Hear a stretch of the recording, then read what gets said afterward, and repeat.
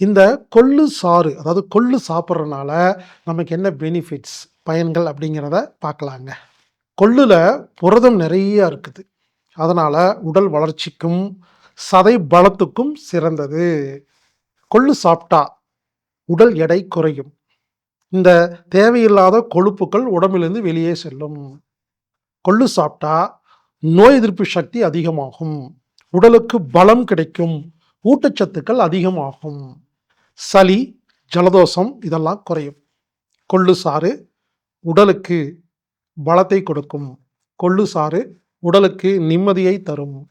கொள்ளுல calcium நிறையா இருக்கு, இரும்பு நிறையா இருக்கு.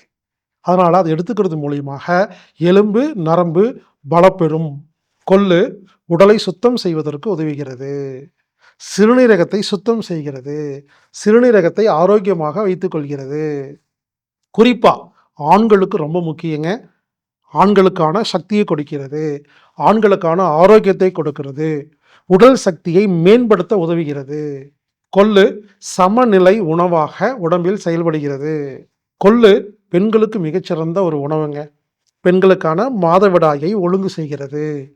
பெண்களுக்கான அந்த மாதவிடாய் காலத்துடைய சீரமைப்பை ஒழுங்கு செய்கிறது. நண்பர்களே, கொள்ளு சாப்பிட்றது உடம்புக்கு ஆக மொத்தம் ஆண்களுக்கும், பெண்களுக்கும், சிறியவங்களுக்கும், பெரியவங்களுக்கும் எல்லோருக்கும் மிக சிறந்தது. இளைச்சவனுக்கு எள்ளு, கொழுத்தவனுக்கு கொள்ளு. எனவே அவசியம் எல்லாருடைய வீட்டிலையும் கொள்ளு உணவில் சேர்த்து கொள்ள வேண்டும். இது மிக மிக நல்ல ஒரு ஆரோக்கியமான ஒரு உணவு.